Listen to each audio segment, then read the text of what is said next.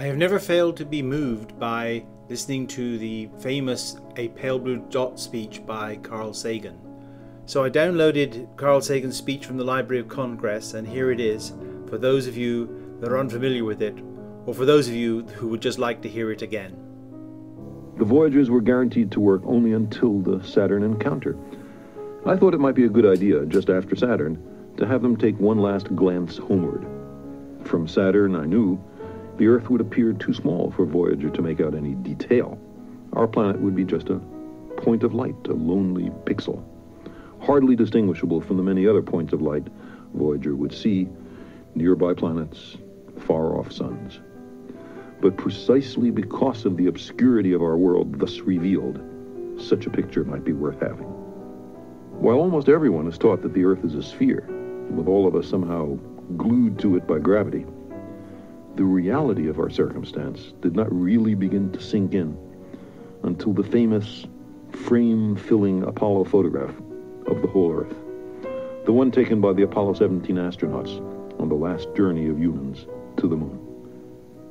It seemed to me that another picture of the Earth, this one taken from 100,000 times farther away, might help in the continuing process of revealing to ourselves our true circumstance and condition. It had been well understood by the scientists and philosophers of classical antiquity that the Earth was a mere point in a vast, encompassing cosmos. But no one had ever seen it as such. Consider again that dot. That's here. That's home. That's us. On it, everyone you love, everyone you know, everyone you ever heard of, every human being who ever was, lived out their lives.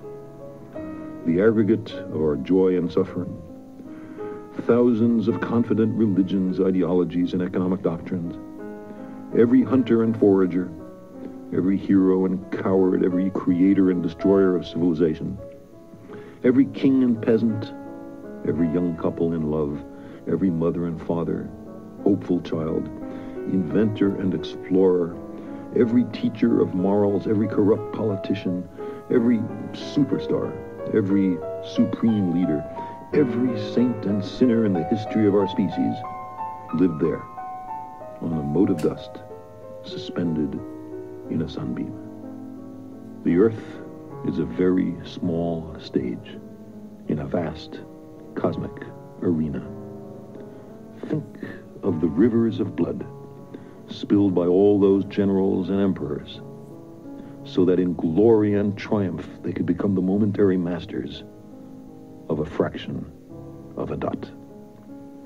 Think of the endless cruelties visited by the inhabitants of one corner of this pixel on the scarcely distinguishable inhabitants of some other corner. How frequent their misunderstandings, how eager they are to kill one another, how fervent their hatreds. Our posturings, our imagined self-importance, the delusion that we have some privileged position in the universe, are challenged by this point of pale light. Our planet is a lonely speck in the great enveloping cosmic dark. In our obscurity, in all this vastness, there is no hint that help will come from elsewhere to save us from ourselves.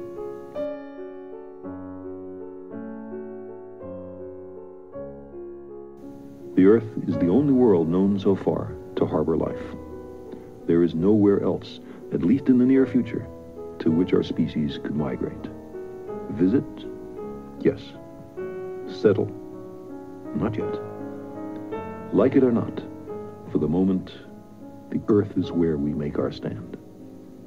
It has been said that astronomy is a humbling and character-building experience.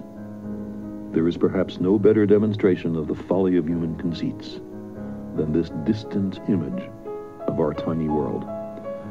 To me, it underscores our responsibility to deal more kindly with one another and to preserve and cherish the pale blue dot, the only home we've ever known.